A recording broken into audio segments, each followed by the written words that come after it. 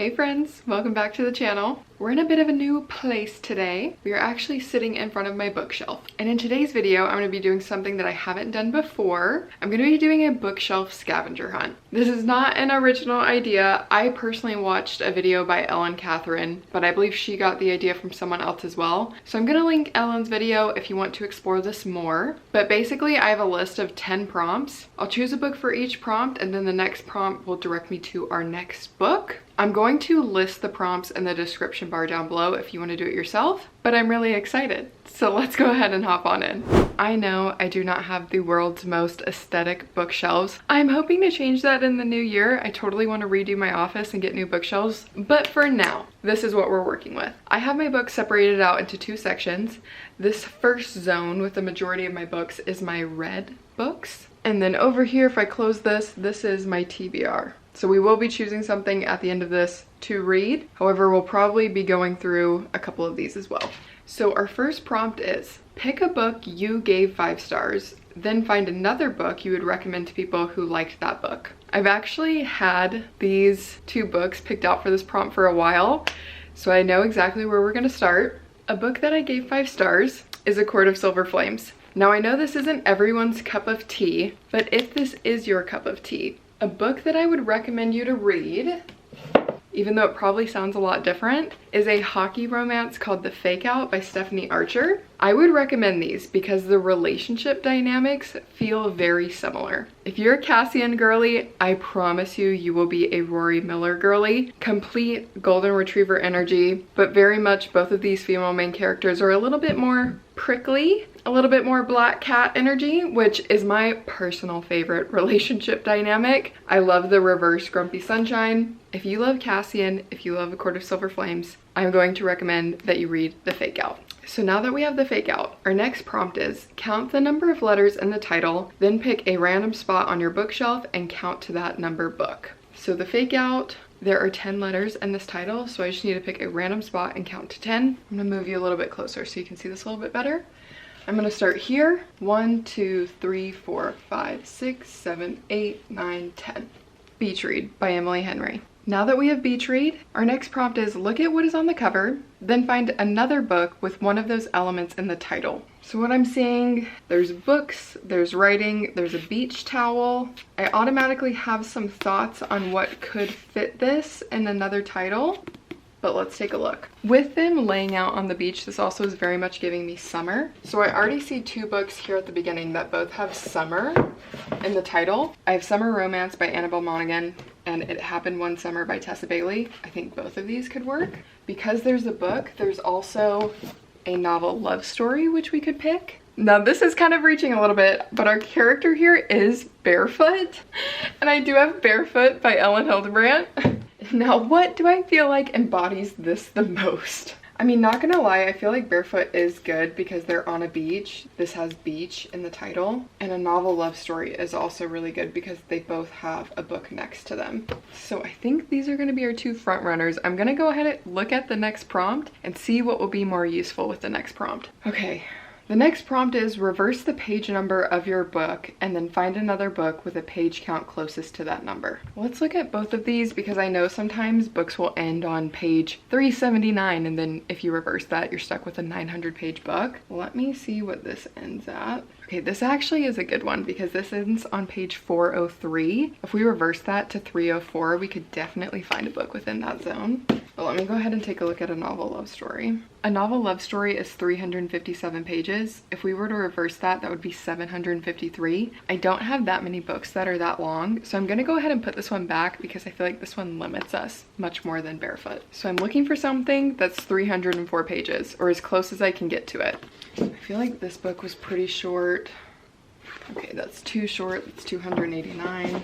I think The Naturals is just over 300 pages.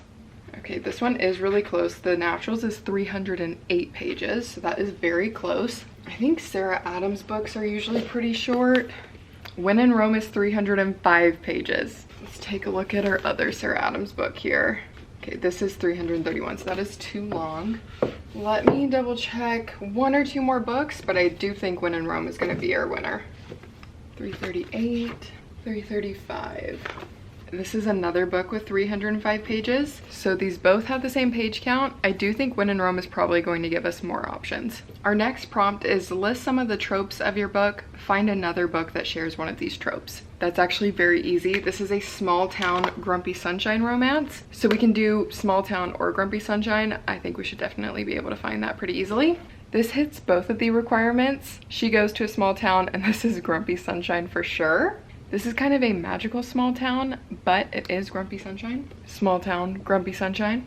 I think these three are our top contenders. Because I have already mentioned these two in other prompts, I'm gonna go ahead and choose Part of Your World by Abby Jimenez. For our next prompt, we're gonna find a book that has the same color combinations to your book. Light blue, dark blue, yellow, and orange. Let's take a look here.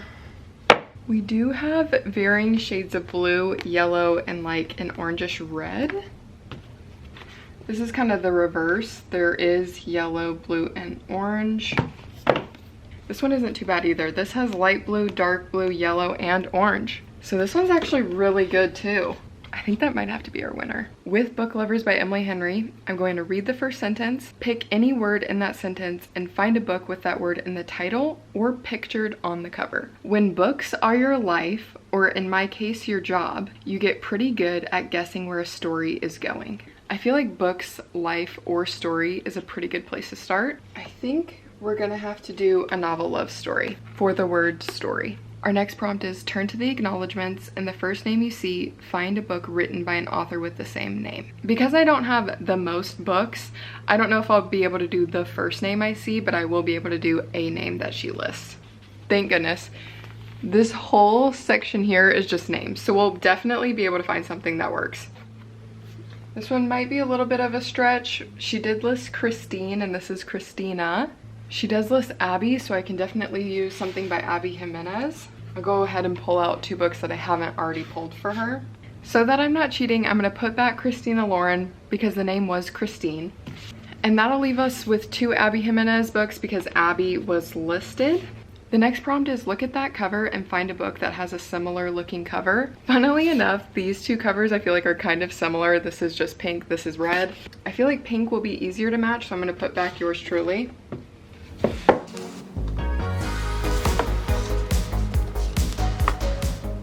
Love on the Brain isn't bad because there's pink and blue, but I actually think let's go over to my TBR shelf and see if we have anything over there. There is pink, blue, and white on this one, so this is a pretty good match. I mean, this isn't terrible, but I do feel like the other one's closer. This one isn't too bad. It's a similar peachy peach color, but then also a pretty significant amount of blue. We don't see the characters' faces because they're looking away. There's an animal on this one, and there's also an animal here. So I actually think we're gonna choose Maggie Finds Her Muse for this one. So this is for our last book, and this book is going to take us to what I will actually be reading for this video. I'm going to add my birth month and day together, turn to that page in your book, pick any word on that page, and find a book with that word in the title. So my birthday is October 14th. I would add 10 plus 14, so I'll be going to page 24. Luckily, we have a full page of text. Let's take a look.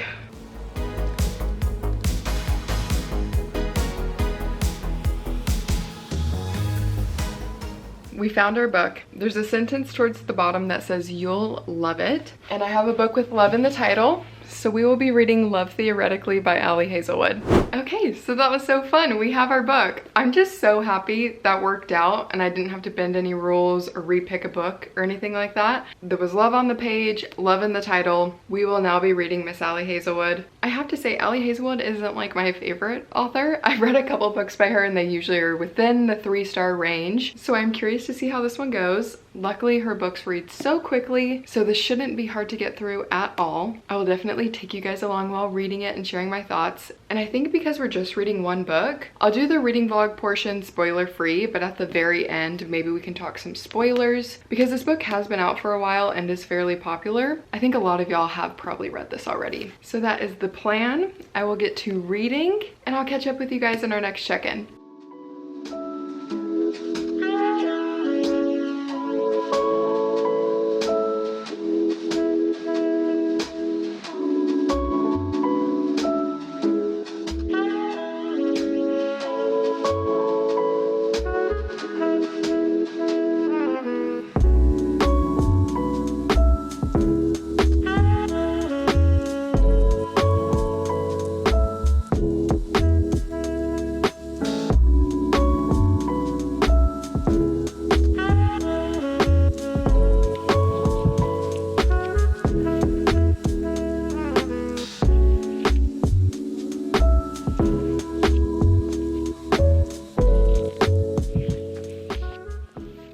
guys, time for an update. It has been multiple days since I've chatted with y'all about Love Theoretically. Life has been very busy, so even though it's about 4 days later, I am only 103 pages in.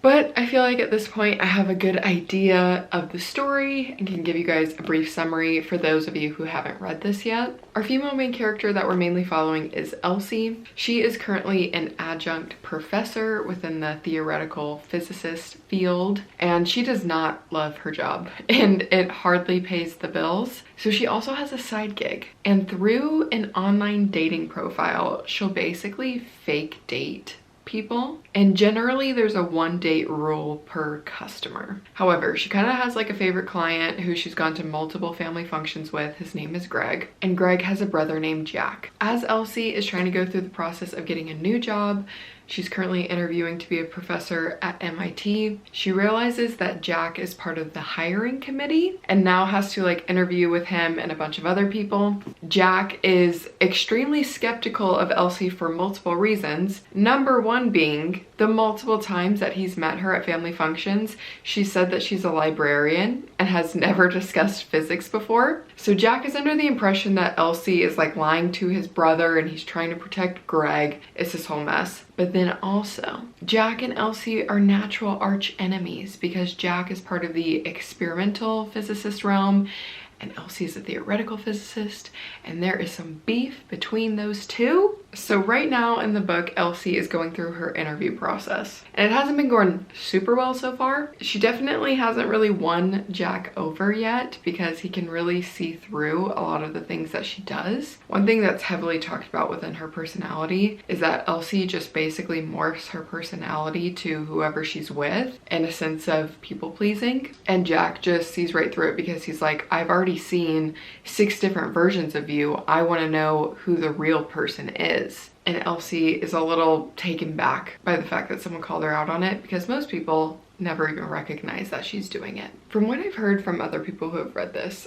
I think that the job interview situation is going to get wrapped up here pretty soon. Even though that currently that's like a huge plot point, I think something happens afterwards that is a shift to the plot. So I'm just kind of feeling whatever about this book at this point. Whenever I do actually put in the effort to read it, it does go by very quickly.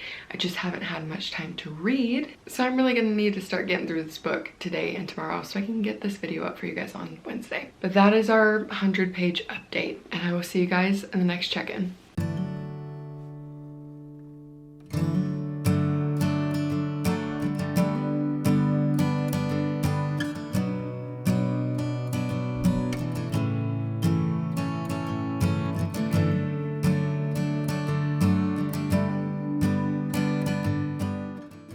Another check-in for Love Theoretically. We've just hit chapter 16, page 221.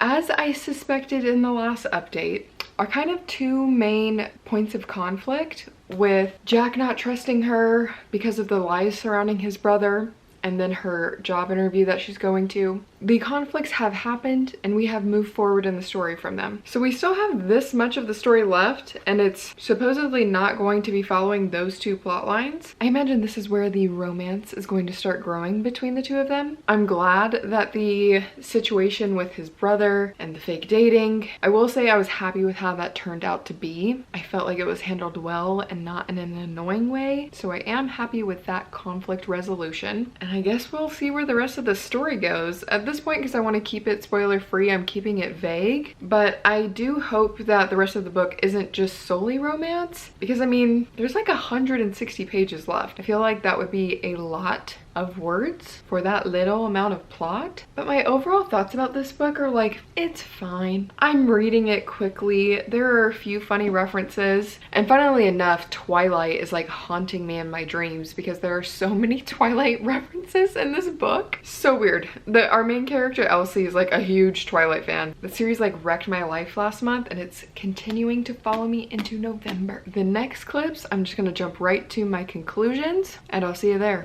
Official official last update for Love Theoretically. Just finished this book, took some time to collect my thoughts, and I think I'm ready to debrief and give y'all a rating. You know how before I questioned like what the heck is the second half of this book? It's mainly just Elsie figuring out her personality, which it was a very interesting choice to basically have a character that has no personality and have her be the focal point of your book. But no shade to Allie Hazelwood, do your thing. These characters are just so forgettable in my opinion. Their romance was okay. Everything about this book is just like completely fine. There's nothing egregiously bad. There's nothing that's really standing out for me either. I landed on a 3.25. I can't really tell if that's harsh. I feel like I've been rating everything extremely harsh recently. And I would not say that this is an absolute must get by Allie Hazelwood. I will say Elsie is less annoying of a female main character than some other books I've read, but because of her inability to stand up for herself, she just really lacks personality and she ends up feeling very one-dimensional. And because our male main character Jack is so focused on her learning to speak for herself and show her personality, he basically has no personality in the process.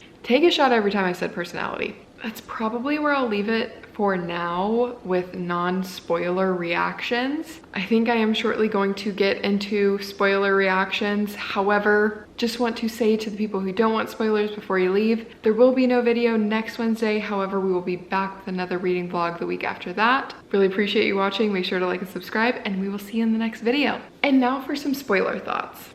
I took some notes, and honestly, I was expecting to have more spoiler reactions, but because of the lack of anything as a standout within this book, I feel like I really don't have that much to say. There was just no part of this book that I feel like really pushed the needle in almost any way. I feel so tired of Allie Hazelwood writing every basis for our FMC and MMC relationship, that the FMC thinks that they're hated by our male main characters. And then whenever the male main characters try to clarify or do clarify that that's not the case, they either don't give them the time of day to explain, or they just literally don't listen to the words they're saying. I like want to know who hurt her. Why does Allie Hazelwood think that all women function under the mindset that men hate them?